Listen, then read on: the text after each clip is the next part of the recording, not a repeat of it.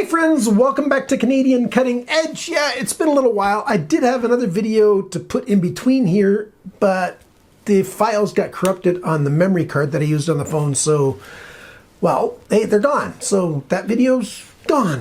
What that video was I showed this knife, the Schnitzel Kvar. I'd gotten two of them. And when I did the review, I mentioned I'd like the colorway of this, light sort of coyote tan and stonewash together. And so, I took the green one. This one had the black wash, and I had the OD green handles, and I put that one with the black wash, which is a colorway that you can get in stores. But this colorway is not available, and I wanted this colorway for myself. So there you go. I did give the green one with the black wash blade to my niece's boyfriend. They've been together for, what, 6 years? They'll probably be getting married when she's done her degree. So it'll be another year or so, maybe more. I don't know. It depends on how quickly she wants to get it done. But that's a different subject. So this knife is not available anywhere. It's a Canadian Cutting Edge version. And I'll probably be keeping this for the long term. Anyhow, what you want to see today is a review, but even before I get to that of this FH925 by Ganzo, I also have something from Popov Leather, and I'll do this review. I haven't even seen this yet. This is my first time opening this up. It's a new belt. It's the Vanguard series, and it's got stitching on the belt. So real full grain leather belt. Now they have a version that's got stitching. There's what, four colorways or whatever on this. And when I do the video on this, I'm mentioning this now because when you watch the review video of this, I'll be doing a giveaway and you'll be able to win one of these. So put that aside. Today we're going to take a look at this. This is another Ganzo, and I've reviewed most of the Ganzo knives, not so many of the ones that came out very recently. This one is almost a year since it became public. It was in the summer of 2024 that it was released, and I thought I reviewed it. I had received this a while back, end of summer, early fall 2024 is when I got this, and I thought I had already reviewed it. What I had reviewed was this is the 25, sorry. This is the 925. I had reviewed the 924, and I thought I'd also done the 925, but I hadn't. So now I'm going to do the 925. Ganzo does a lot of their knives, at least their FH series of knives, has D2 steel. Their G series of knives used to all be made, well, not all, almost all, the vast majority with 440C, which is a good budget stainless steel. D2, of course, is a carbon steel. It's one of the better corrosion-resistant carbon steels out there, but it's not in the stainless category. So it's okay, though. And I usually don't like D2 on pocket knives or any carbon steel on pocket knives, but I really, really am a huge fan of Ganzo because of the price range that their knives are in, and this is no exception. So come to the tabletop, we'll do a full review. I've done a full set of measurements on this, my own measurements. I don't just trust what's on the internet because some websites and some manufacturers just don't get it all that right. But I've done all the measurements on this. I'll do a teardown on this. I'll give you all the information that I think you want to know about this knife. If I miss something, leave it down in the comments. Leave a comment anyways. That really helps me out. I will also leave links down below for places where you can buy this. I even found it in Australia. New Zealand. I found a store in New Zealand that's got these. I got mine on Amazon, USA Amazon, and I've got a link for that down below, a referral link. So if you use my link, and buy something from Amazon after you've used my link, even if you don't buy the product that it links to, if you use my link to open Amazon and then buy anything, it helps me out. So thank you for that. So with no more delays, let's get to the tabletop and get this started. Model FH925-GB. GB is for the green, and this is the Firebird International Trade, Hong Kong Firebird International Trade Company Limited. China Ganzo Tools Company Limited. So they call these Ganzo Firebird knives. They're also known as FBknife. So here it says FBknife, and so the boxes are always changing with what they show. They came up with this logo, I don't know, about a year, 2 years after I started reviewing Ganzo knives. So that logo has been in use for about 6 years, 7 years or so. So it's kind of looks like waves, kind of looks like flames, kind of looks like a dove. I don't know what that's supposed to be, but that's the main logo. Let's open this up. I want to show you they've made another change. This is how this knife came. This is the first time it came this way, and I did show in the unboxing. You get a microfiber cloth. So that's all shiny right there. It's got Ganzo and FBknife on there. Let's see, I didn't even take it out of the package when I did the unboxing. I guess I wasn't paying attention to that fact. And microfiber cloths have been in loads of knives for a long time, but you know, it's a decent microfiber cloth from Ganzo. What they used to do prior to that is they'd give you a little pouch. And it's been this nice kind of polyester, kind of silky feeling kind of pouch for a while. Before that, they used some other even cheaper material. But hey, you get the knife and you get something else like a microfiber cloth. And here is the knife. Now, what I had in there before, in that other pouch, this is the 924. So this is, they don't have very many knives in this size range. And so I wanted to show you that. The 924, more of a Warncliffe style knife, and a liner lock. You can check out the review of that if you want to. Other than that, very, very similar to the size of the FH925. Something new that they've never done before, and you can see it here from the 924, that's not there. I don't know if you've noticed it yet. They've done a very small engraving of that logo. The same logo they've got on the blade right there. They put it on the G10. Nice little touch, for, especially for a knife in this price range. It's small, it's discreet, it's in a nice place. Very good. Same thing with their logos here. They've been getting smaller and smaller. It used to say Ganzo in big letters. You know, now it's basically got that logo. I wouldn't mind even more if it was up on the flat. I don't really like stuff on the main bevel, but at least it's nice and small. And it's sort of a gray, and it's not a dark black, although the pictures, you know, I might have to do contrast and stuff, so the still close pictures might look like it's black. And then here, this is the smallest I've seen yet. Is it just as small on this one? Yeah, it's just as small on this one. The badging of what you get has the name FBknife, and then the model, a couple lines, FH925 D2. So you got all the details right there, and it's nice and tiny. They've been listening to the market. People have been asking for, you know, not so much in-your-face badging, and this is well done. There's no other badging anywhere, nothing on the pivot pin like some companies do.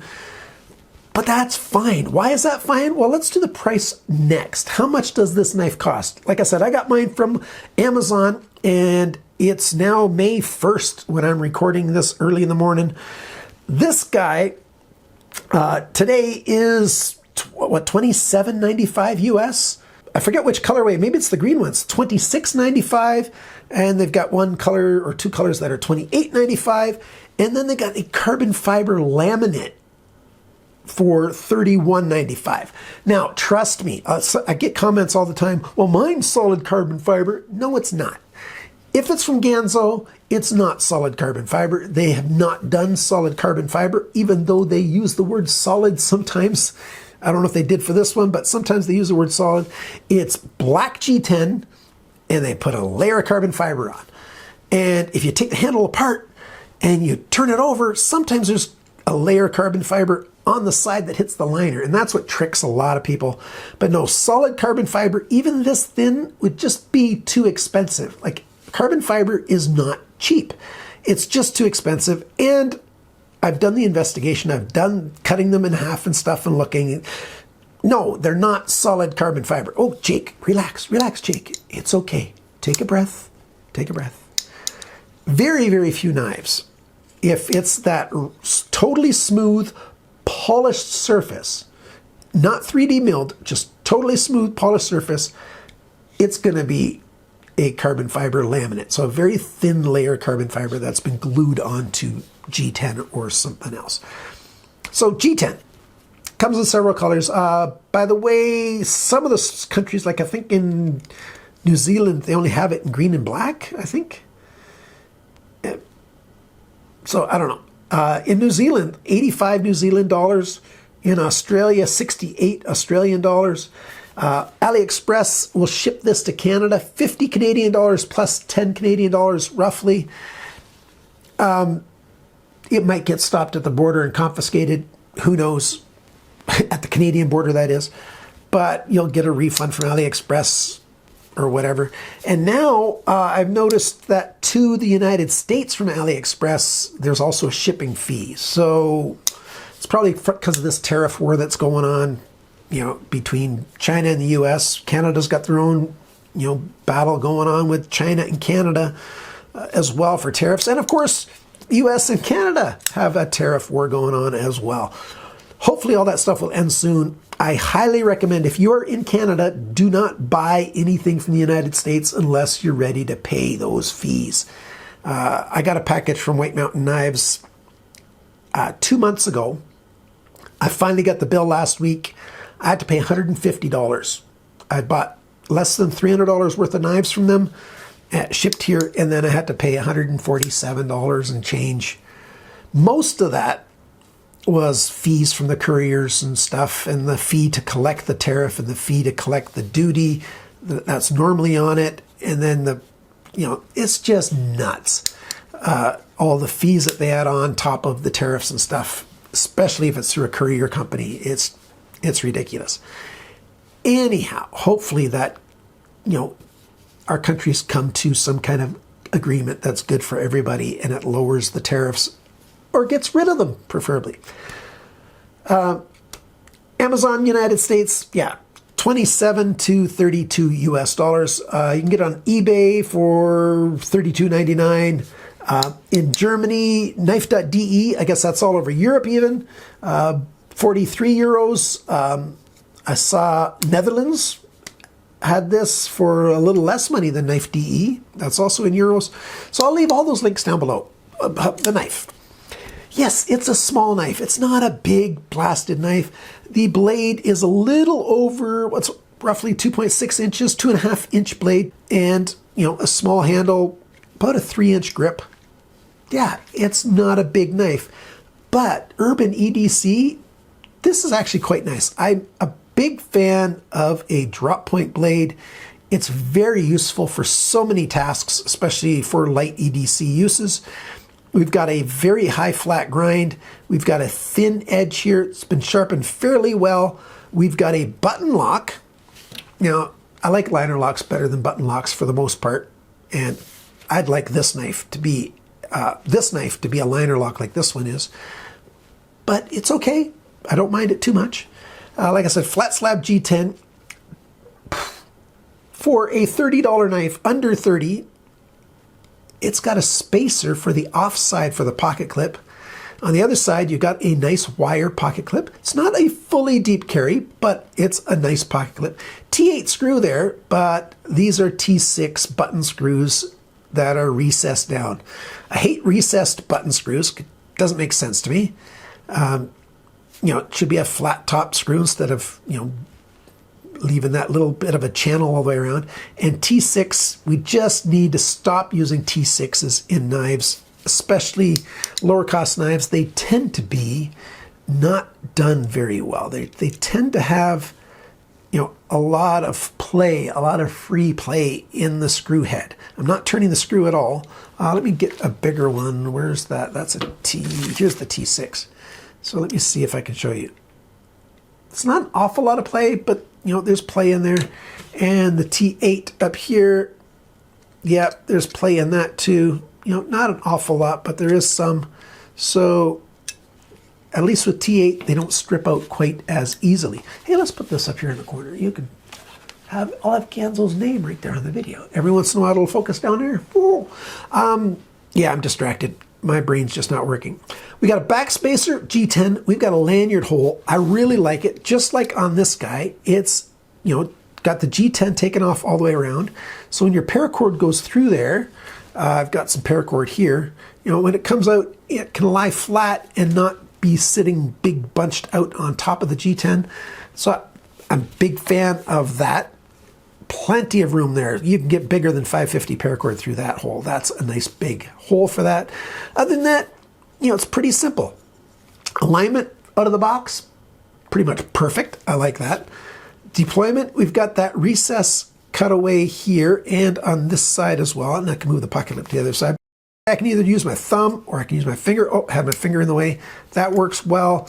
On the left side, same thing. I can flick from underneath or use my thumb and do that way. Or you can deploy using the button and a bit of a wrist flick. Now, you've noticed the one con with this thing, I'm not that fond of this button lock. You have to press it very deep to get that button lock to stop being in the way. See how high that sticks up from the side of the liner? Well, the button, you just press it in most of the way and it doesn't fully clear that lock. So I'd like a bit of a redesign on that or slightly bigger cutaway around the button to make it easier to press it all the way. I was finding myself using my thumbnail on the button lock to make sure that I was getting the full clearance all the time, because sometimes just pressing it this way wasn't getting it far enough. Now getting the blade to come out is easy enough because, that behaves as a detent of sorts and that works okay. But once it's locked, to press it in to get it to close, you have to get it all the way down. So if they can improve one thing on this knife and one thing only, fix this button lock, fix the access here a little bit to make it easier to plunge it in deep enough. Other than that, this thing cuts really well. This nice big belly, thin edge, and I'll give you those measurements in a minute. Decent point for doing tip work, but it's not a stabby kind of knife. But for slicing it, cutting, for finer details and, just cutting hard even, it feels pretty good in the hand. I liked it, and I'm quite a fan of that. So, yeah. So the balance point, I was going to cover that. It's back here. I would like it to be a little closer to the pivot, but the balance point isn't bad. Let's do it from this side so you can see. Yep, not bad. The blade, I prefer stonewash over satin finish, but that's not a big deal either. It's just that my fingerprints get left all over the place. I've got fairly oily skin, and so I think that's the main reason why I like stonewash better. We got a bit of a swedge here that I didn't mention on the spine of the blade here. And we've got a flat section here to reference if you're going to use a sharpening system like my TSPROFs or my Hapstones or what have you. There's loads of sharpening systems where you clamp the blade in, so having that flat section there helps. And the thumb studs shouldn't get in the way because they're over an inch from the cutting edge. You'd have to want to do a very shallow angle if to have those get in your way. And when you're cutting through things, it's not sticking out. So thumb studs, not bad. Not bad at all. That's that part. Let's take this thing apart. Now I'll try to do this without wasting our time. I might have to skip forward a little bit, but we'll see how long this takes. There's one screw. There's another screw. Where did it go? There it is. Put those two screws over there. Grab the T8. There's thread locker is kind of weird with Ganzo. Most of their knives do not have it, but some of their new G series knives, they're even lower cost than these. There's a lot of those are being made with thread locker. I've got a feeling they're being made at a different factory location, even though it might be for Ganzo. And they've got thread locker, and sometimes the thread locker just makes it impossible to take the knife apart without destroying the knife, certainly destroying some screws. So yeah, there's some oil on there. I'm looking at the wear line from the bearings. We've got steel ball bearings in there. There's that spring from the button lock. And let's open this up here, take this off. And the ball bearings, how many do we have there? We've got 10. 10 ball bearings on each side, stainless steel ball bearings. And put those on there and rub them over there, get their oil off. I'm going to put my oil on there, and just because I am a huge fan of the oil that I use. And so I'm just going to wipe this off as good as I can. Look at the wear lines here as well. Nice even wear lines all the way around the hole for the ball bearings, so you can tell everything's balanced properly and made right. We've got the button. Let's take that out right there. Oh, it's got a nice little edge on it, so it can't fall all the way through. It hits the G10 there, so that's nice for reassembling. We've got the pivot pin. It's got a section here that's D-shaped, and that matches with the D shape right there. So it's not free spinning, so that's kind of nice. There's 2 stop pins, one that acts when you're opening the knife, and one when you're closing the knife. So you need both of those stop pins in there, so don't lose one of those. One on either side of that button, but I'll take those out for now. Take that button lock out again, and we'll wipe that off to get everything out of there. Now here's the backspacer. Let's take that out. So if you don't like backspacers, I've got good news for you on this knife and most Ganzo knives. The standoff here has got a shoulder on it.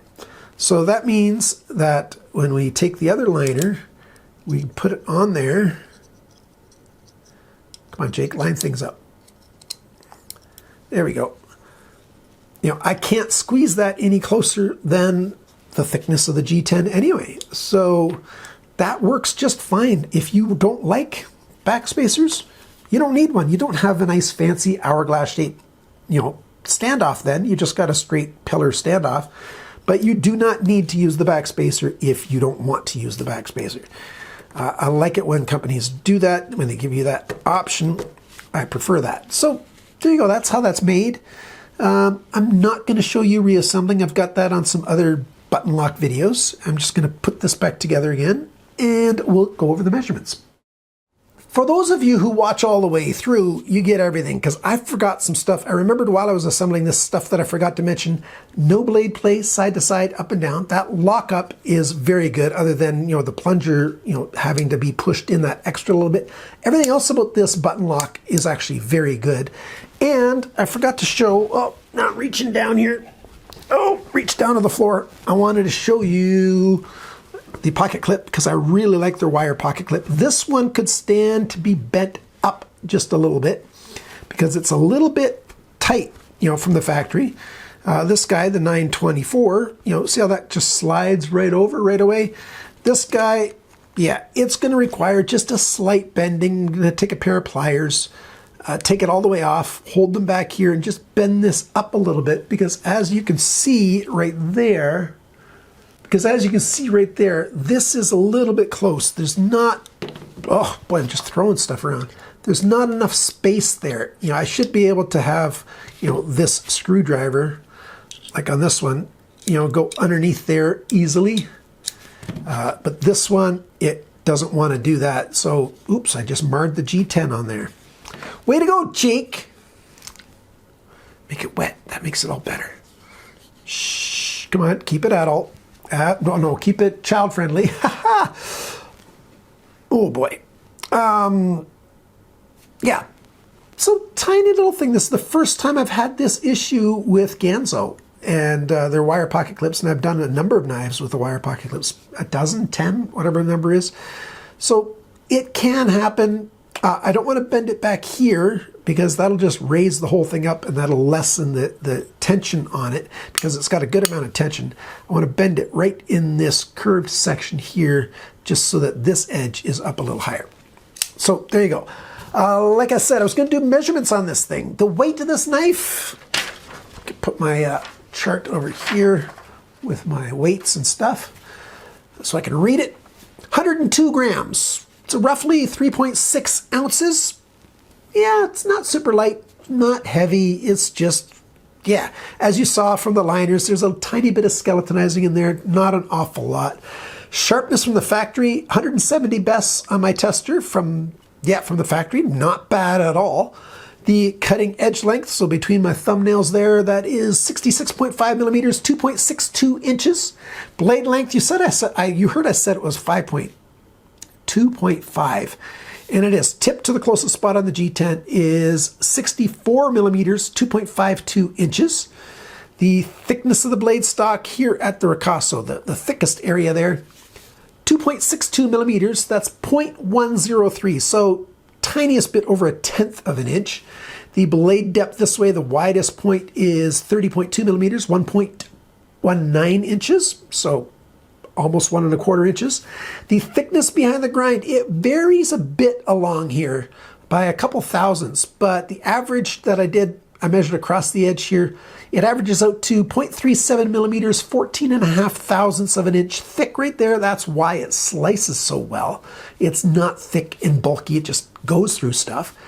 Now the handle length, 93.6 millimeters, which is 2.68 inches. The grip area, it's more like, since everything's rounded here, I don't have exact numbers. I'm going to say 75 millimeters, which is 3 inches. So 3-inch grip. That's okay for a little knife like this. The thickness on the handle, not counting any screws that are sticking up on the G10 surfaces, 11.7 millimeters, 0.46 of an inch thick. I like that. The handle depth within the grip area, it's widest right back here, not quite at the hole. 29.0 millimeters, 1.14 inches. And when the knife is closed, the widest point is 33.8 millimeters, 1.13 inches. And the total length of this thing is about 158 millimeters, 6.22 inches. So quite good. Do I like this thing? I think it's totally worth it for the price, as long as you're okay with this kind of button lock. If you'd like a liner lock, consider this guy, although then you'd have to also like this Wharncliffe style blade better. But there you go. Excuse me, I have been feeling a little bit under the weather lately. Like I said, the price, the low 30s US, around 50 Canadian, and those other places. Like I said, I'll leave links down below for that. I like it. I like the pocket clip, even though this one's a little bit not bent the way I want it. Yeah, not a big deal. I'll fix that. You should be able to fix that at home as well. Not too much trouble. The lanyard hole, I don't use lanyards much, but I do appreciate when I do want to use one that, it's not bulking out on top of the G10 surface or micarta or whatever, the knife is that you have. I like that it's at the right spot. I like that it's a big hole. With the back spacer, it's super easy to feed anything through there. That's okay. So we've got stainless steel ball bearings. That's just fine for a knife like this. I don't mind. Doesn't have to be ceramic ball bearings. The blade shape is the best thing about this knife. It's, I think, the most utilitarian blade shape of this size that you can have on an EDC knife. So that's good. The alignment is good. The lock is solid. No blade plate, like I said, all that other good stuff. The jimping, I didn't mention the jimping. There's 5 little jimps cut in there, but the jimping is good. Get a little extra grip. I'd like it to be further. I always say that on almost every knife. But as you can see from the 724, that jimping is smaller and finer and shorter. So that jimping was not enough. This jimping's pretty good. If this jimping was over there, I'd be happier with that too. So there you go. Decent construction, decent build quality. Stainless steel be better, but not a problem.